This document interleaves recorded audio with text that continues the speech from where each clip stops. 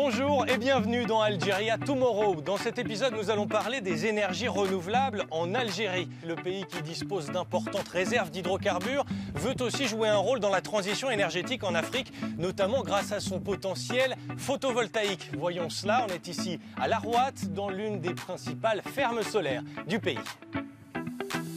Dans le désert du Sahara, 240 000 modules solaires composent la centrale d'El Kheneg d'une capacité de 60 MW. L'énergie produite ici couvre environ 1/7 des besoins de la région. Le projet finalisé en 2016 sert de prototype dans cette transition visant à économiser les ressources fossiles et réduire les émissions de gaz à effet de serre. Monsieur Mahi, ça fait 5 ans que cette centrale existe. Quel est le potentiel de l'Algérie en matière d'énergie photovoltaïque ? L'Algérie se dispose d'un niveau d'enseignement de 3000 heures par année. Et pour le cas de la localité de Larouat, il est estimé à 1800 heures par an. Donc c'est déjà énorme pour nous pousser à investir sur la réalisation des ouvrages photovoltaïques. Les simples mégawatts ou bien kilowattheures en fossile, il faut les avoir en photovoltaïque. Pour diversifier son mix énergétique dominé par le gaz et le pétrole, l'Algérie veut atteindre 15 000 MW d'énergie solaire d'ici 2035. Un appel d'offres est en cours pour installer des centrales solaires dans plusieurs régions.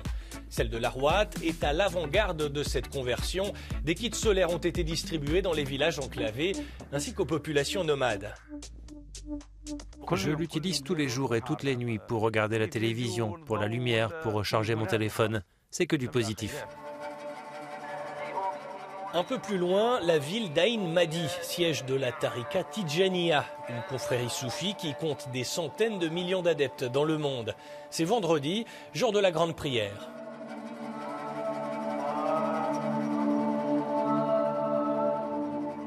Ici aussi, la transition est en marche. Sur le toit de l'école coranique face à la mosquée, un chauffe-eau solaire vient d'être installé. Dieu merci, cette culture est bien ancrée dans les esprits au sein de notre communauté. Les gens se posent des questions. Quels sont les bénéfices des énergies renouvelables? Et ils prennent cette direction. Si Dieu le veut, nous ferons notre transition énergétique en passant des énergies fossiles aux énergies renouvelables. Dans la ville, les initiatives se multiplient. Cette station-service est alimentée par des modules solaires. C'est aussi le cas de ces luminaires pour l'éclairage public. Des ampoules LED illuminent les rues la nuit tombée.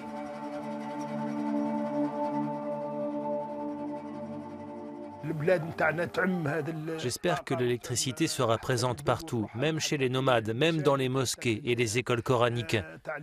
L'énergie est positive pour ceux qui la reçoivent comme pour ceux qui la portent. Nous faisons cap au nord vers Oran, la deuxième ville d'Algérie. Le nouveau terminal de l'aéroport, d'une capacité de 3,5 millions de passagers par an, est partiellement alimenté par plus de 4500 panneaux solaires sur l'immense toiture. Une capacité totale d'1,7 MW. C'est un aérogare verte. On gère la gestion de l'aéroport et gère 11 aéroports de l'ouest et sud-ouest. On a beaucoup de soleil sur Oran et la même chose, on a les aéroports du sud, c'est plus que Oran. Prochainement, c'est l'objectif et c'est l'avenir pour faire exactement le système de l'énergie renouvelable.